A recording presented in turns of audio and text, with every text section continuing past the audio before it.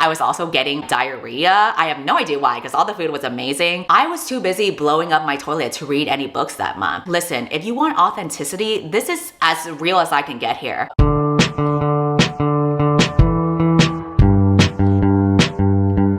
I hope you all had a great new year. I thought I would have the illusion of a new slate, but I've been having a rough start in the first few days. Whenever life gets a little bit tough, that's where the escapism of books comes into handy. That's why I'm so glad that Book of the Month continues to provide that escapism for me. They're sponsoring today's video, and they're a popular and fast-growing online service for readers. Their mission is to promote new and emerging books for you to choose from so that you can discover new authors and stories that you love. So every month, they go through hundreds of book titles. They pick the best 5 to 7 books for you to choose from to be delivered to your door. I have gotten 2 books in the mail. This is going to be a very popular one, Hellbent by Leigh Bardugo. The sequel is finally here. It is a thick boy. Since the book isn't going to be released until January 10, members will get this book on January 7 if you get your box. You can also get my other selection, What Lies in the Woods. This is a thriller novel. I picked this up because I've heard really good things about this author, so I'm excited to try her out. If you're interested in any of these books or the other selections that they have for the month, you can go ahead and use my code Read with Cindy to get your first box for $9.99 if you live in the US. All right, so let's dive into my year in review for 2022. What I do is I look at all the books I've read in the past year. I've been reviewing these books on 2 sites, Goodreads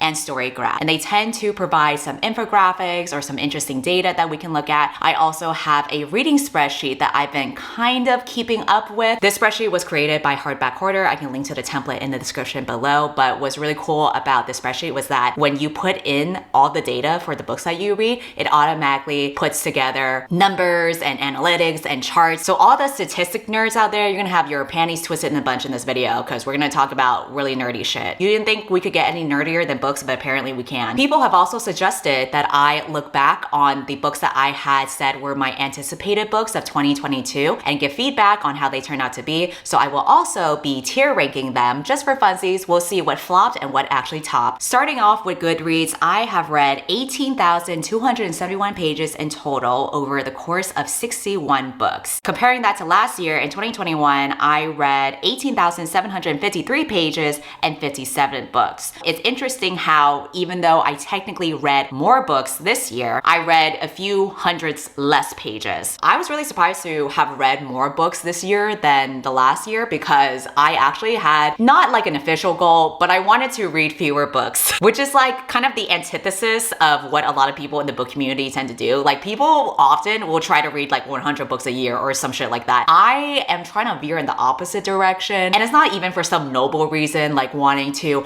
digest my reading and appreciate it more or whatever bullshit like that. I wanted to read less books so that my videos wouldn't be so goddamn long. Because if you watch any of my wrap-ups, I take forever to talk about one fucking book. If I realize that I'm reading a lot of books in a month, I know that wrap-up's gonna be too long, so I will deliberately slow down reading. And another thing that I've been doing is just not finishing a book if I'm no longer interested in it. We'll get into that later because I started tracking which books I just dropped. I know I'm gonna rate them 3 stars because I just don't care for them. I don't even hate them or feel like they're bad, so that means it's not even entertaining to talk about. I don't remember the number of books that I dropped, but I would say it's pretty close to the number of books that I read. I'm gonna guess around 40 something books. We'll look at it in the reading spreadsheet in a little bit, but I was surprised that it ended up being a higher number than last year. I think this is because I read 4 graphic novels, so they do count as books, but they are obviously a lot shorter and quicker to read. So that likely is why I have read fewer pages than last year, but I technically have more books read than last year as well. The shortest book that I read was Beyond the Gender Binary. This was 64 pages. I do remember borrowing it from the library and being very surprised that it was such a small little pamphlet of a book. It doesn't go quite in depth, but I think it's a good introduction for people who are curious about it. I am cisgender scum, so I don't know a lot about it. I also appreciated how the author provided talking points to a lot of arguments that people have against the idea of being non-binary. I admire people who challenge ideas and societal norms and really question people to think more critically beyond what we've been taught to believe. Speaking of books that challenge challenge things. The longest book that I read is Bunny, which was 514 pages. I never would have expected that because it actually felt much shorter when I was reading it. This is a horror book that is kind of like Mean Girls, but if it became a dark academia cult. I'll talk more about that in depth in a future reading vlog since I haven't reviewed it yet. Dark academia really isn't my thing, and I'm very hit or miss when it comes to weird stories. Sometimes it works for me, sometimes it doesn't. I did appreciate how experimental and weird the author got with the story, especially with the writing style. As you see the main character get more initiated into the cult, it really did feel like a fever dream, but there were a lot of parts where I felt kind of bored with it, so it didn't really resonate with me as much as it did for other people. I also think that this is like a hot girl book because I noticed that a lot of the girlies who love this book are hot girls. So the fact that it didn't resonate with me, I think speaks a lot more about me than the book. The average book length that I read was 299 pages compared to last year, which was 329 pages. Again, this doesn't surprise me. I definitely think that the books that I read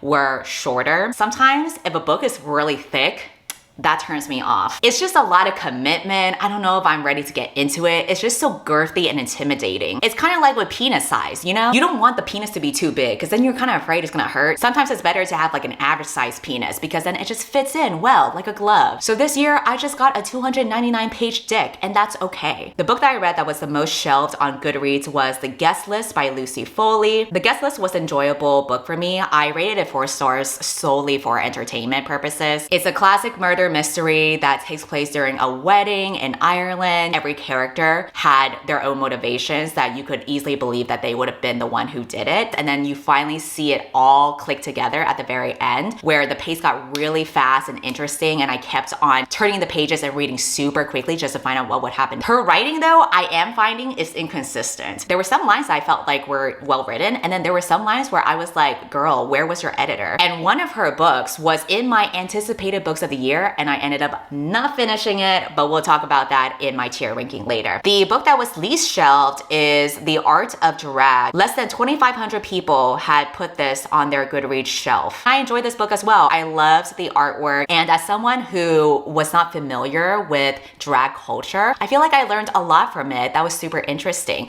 I didn't even know that drag kings were a thing. It is still mostly westernized, but I still enjoyed learning more about the history of drag and how it is so rooted in activism and social justice, and how a lot of drag kings and queens were pivotal for why the LGBT plus community has the rights that we do today. My average rating for 2022 is 3.4 stars. This is higher than my average rating from last year, which was a flat 3. So yay, I'm slowly being nicer. I do think I have been deliberately trying to be more generous with my ratings. If I just feel like I'm having a good time and enjoying the book, there might be some flaws, but it's not like terrible or anything, I'll go ahead and rate it 4 stars. Why not? And again, because I dropped so many books that I knew were gonna be 3 stars, that also helped boost my average rating. The highest rated on Goodreads was volume 2 of Heartstopper. I buddy read this with my partner because she loves the show, she loves the graphic novels, she owns the entire collection, so we both read the first 2 volumes together. It doesn't surprise me that volume 2 is the highest rated on Goodreads because usually the sequel to anything is gonna be a higher rating because only people who really enjoyed it are gonna continue reading. Heartstopper is also pretty much universally loved by a lot of people. I will say though, I enjoyed the show a lot better. I think that the author really improved with balancing out the story in writing the show because you get a lot more of the side characters. They have their own storylines.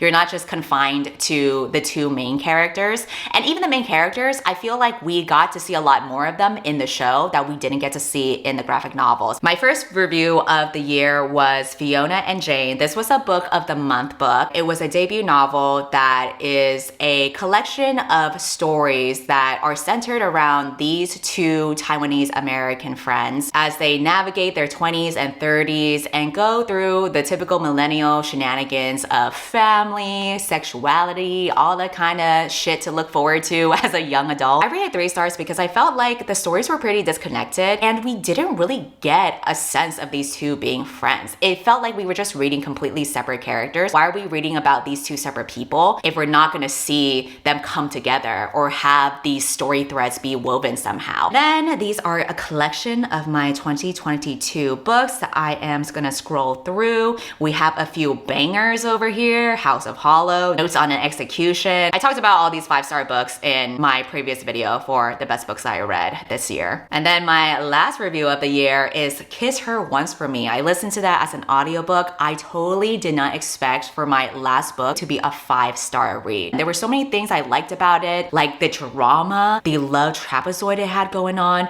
There were stakes, there were confrontations in a bathroom that led to making out. There was healthy communication where the two women who were in love with each other decided to talk about their issues instead of just keeping it to themselves. This is proof that characters can still talk about their problems, but you can still have a story from it and the drama can still be juicy, even with communication. I'll talk about it more in a future reading vlog, but it is basically a sapphic romance story where the main character agrees to marry a guy so that he can split his inheritance money with her. It's a sweet deal. I would have taken that shit in a heartbeat. I wouldn't have blinked at all before accepting it. The problem is when she is brought to his family to be introduced as his fiance, she meets his sister, who happens to be a girl that she fell in love with last Christmas. The drama was so juicy, the yearning, the pining, it was some good shit. I thoroughly enjoyed listening to the audiobook. Now let's dive into Storygraph. Oh, the number of pages I read is different. It's now 17,000. This pie chart here is split by different moods. It looks like the biggest chart is emotional. That makes sense. I do like the sad shit. The other high contenders are reflective, mysterious, dark, funny, lighthearted. The smallest slice in the chart is inspiring. Maybe I just wasn't inspired this year. I don't know. In terms of pace, the majority was 62% medium paced, 28% fast paced, and 10% slow paced. For page numbers, the majority of the books that I read were 57%, 300 to 499 pages. 41% of books that I read were less than 300 pages, and only 2% of books were 500 plus pages. I'm assuming that's gonna be Bunny. For fiction and nonfiction, I read 77% fiction and 23% nonfiction. The top genres that I read were LGBT plus and contemporary. I don't know if Storygraph is just trying to shove their gay agenda on me because I'm pretty sure I don't read that much gay books. I feel like I'm still pretty heteronormative, even though I do look like the stereotypical SJW bitch. But hey, if we know anything about the book community, they love to tokenize any marginalized community. So a win is a win. Third category was literary. Fourth category is young adult. The next is romance, fantasy, thriller, horror, self-help, mystery, and then you can see the smaller ones from there. There's a pie chart for the format of books I read. This isn't accurate though because I didn't log in the format, but I did update the format in my reading spreadsheet, so we'll get to that later. Most read authors. This doesn't really mean anything because these were the 3 authors that I happen to have read twice in 2022. That was Nina LaCour, Emily Henry, Alice Oseman. Ooh, you know what would be a fun game with these 3 authors? Instead of talking about their literary merit, maybe I should just play Fuck, Marry, Kill. Oh, actually, wait, this is gonna be hard. Nina LaCour, my sapphic queen, she regularly writes books that are sapphic, and I do know she has a wife. So I think I'm gonna fuck her because I assume she has the most experience with women. Alice Oseman though, Heartstopper was a phenomenon. She got that Netflix deal, not just for 1 season, but 2 extra seasons. I will be marrying Alice Oseman and I will be enjoying that money. Plus, I also feel like given the fandom of Heartstopper, they would likely kill me if I killed Alice. Unfortunately, that means I'm gonna have to kill Emily Henry. It's nothing personal. I really did enjoy Emily's books, but sadly I ended up killing the one who writes the most straight books. I don't really know what to say about this, but for all of my data nerds out there, here's a chart that you can jack off to. Star ratings, another chart you can jack off to. A lot of 3 stars. Who is surprised by that? Now let's get into the more detailed shit, and that's gonna be the book tracking spreadsheet. I was very detailed last year when I kept up with this spreadsheet because I would write down the price of all the books that would have cost me if I had bought them on Amazon, because I primarily read library books and I thought it'd be interesting to see how much money I saved.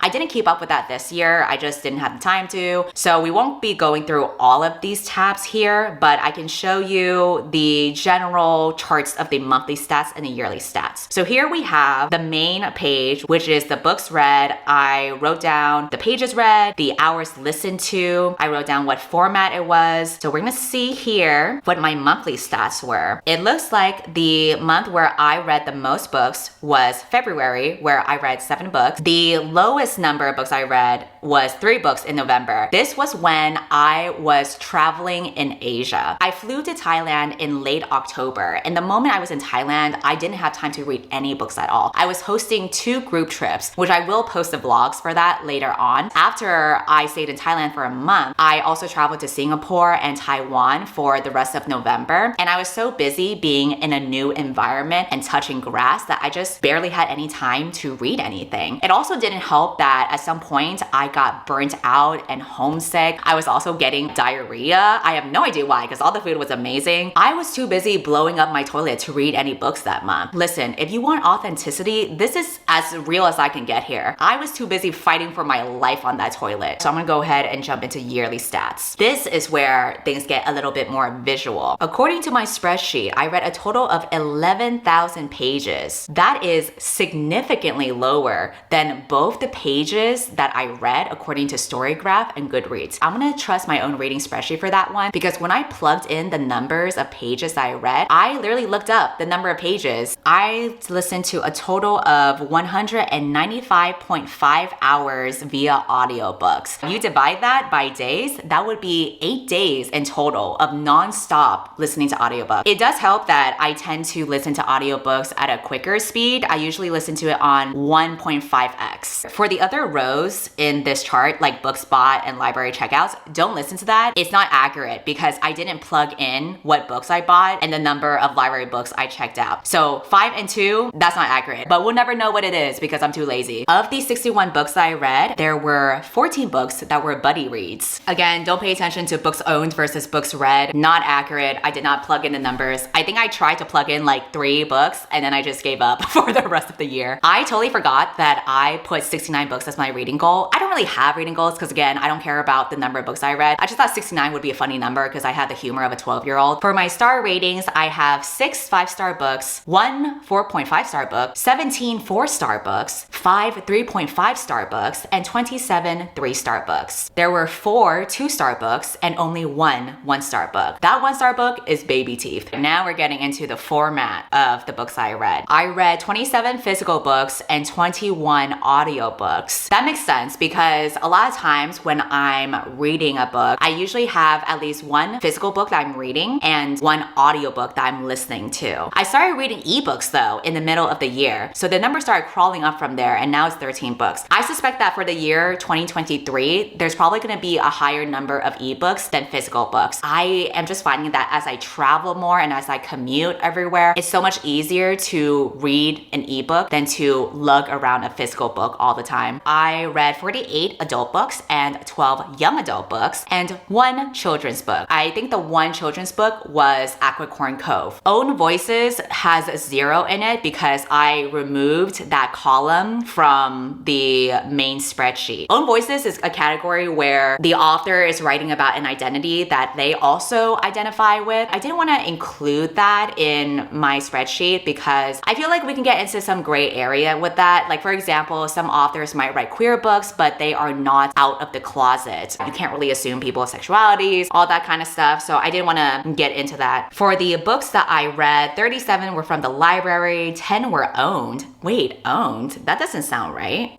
I don't know. 2 of them were sent from publishers. 2 of them I listened to on Scribd that I borrowed from my friend. 4 of them were from Book of the Month, although I have read books throughout the year that were previously Book of the Month selections. It's just that I hadn't picked those books at the time that they were released. The biggest genre that I read was contemporary. There were 14 books I read for that, 13 nonfiction books, 6 fantasy books, 4 horror books, 4 graphic novels, 3 dystopian books, 5 mystery books, and 2 thriller thrillers. Oh, and one poetry and one historical book. That one poetry book was Felons. I rated it 4 stars. It was a good book. It caught my eye because the author did this format where he took actual court articles or transcripts and he blackened out certain excerpts. And so the words that weren't blacked out became the poems itself in order to make a point about the injustice of the law system that America is operating under. And I just loved that whole format and the messaging that he did. Now let me show you the whole list of books that I did not finish. And let's see how many it was. 47 books. It's not that these books were bad. I just couldn't get into them. It wasn't the right time or the right place, or I wasn't the right audience. To me, it doesn't really do a good service to invest my time in a book that I know wasn't meant for me. I know that I'm not interested in. Now I'm gonna rate it 3 stars, and the authors and publishers that secretly lurk Goodreads and see this shit are gonna resent me. Like, who is this really benefiting for? Well, I will scroll through and you might see very popular titles and you'll be aghast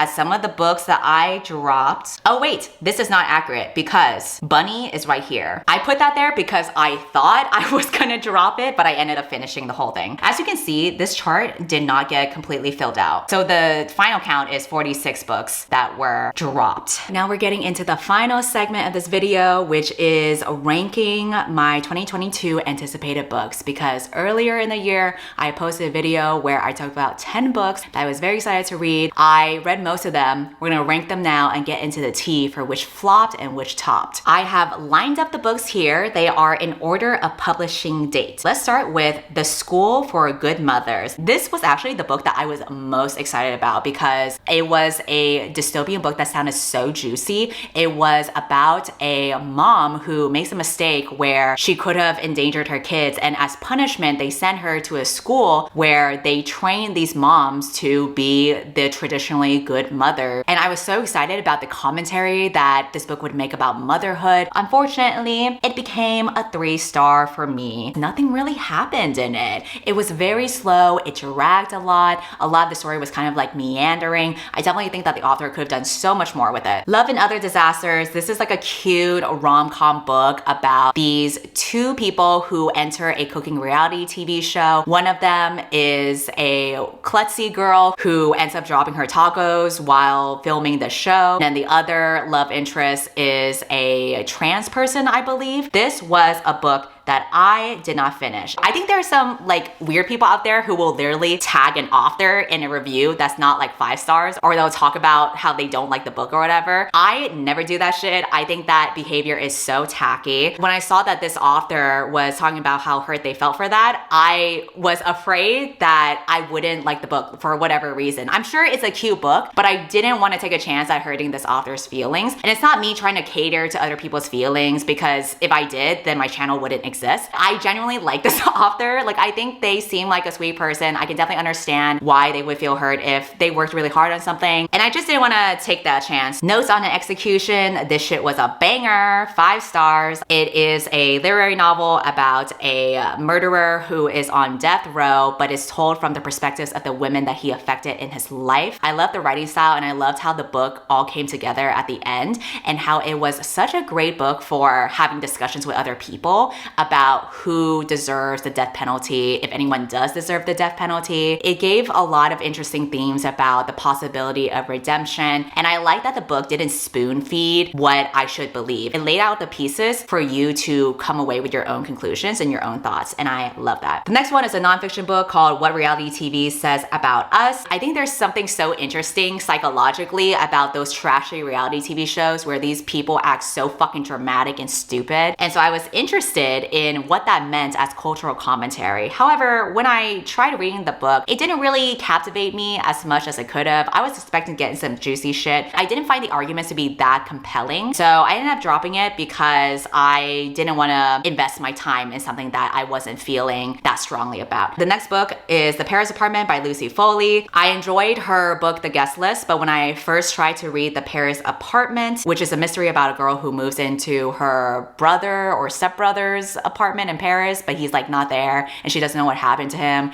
And then the other residents have like secrets or whatever. I thought we were getting some juicy shit. We weren't. And also, I really did not like the writing for some reason. It felt so simplistic and basic, which is weird because I had skim read a few of the author's other books and I felt like the writing quality was much better there. So I don't know what happened, but I'm gonna put DNF'd derogatory because it was so dry and boring, I could not get through it. However, Our Wives Under the Sea, I don't know how, but that shit was a fucking banger for me. It's one of those books where maybe if I had read it any other time, it wouldn't have hit me as much. I was just so engrossed in the writing style. It was so lovely and atmospheric and so pensive and reflective. It's a sapphic book about a woman who briefly lost her wife in an undersea mission that went wrong, and now her wife has returned, but she's not the same anymore. And it's kind of like about whether you can love someone who has changed so much from the person that you fell in love with. I just love the sapphic vibes. I love the sad vibes too. These sad lesbian bitches, we love to read about it. The next book is Portrait of a Thief. This one is a heist novel about Asian American college students who are hired to steal from museums that are notorious for stealing from Asia. So it has a lot of themes about colonization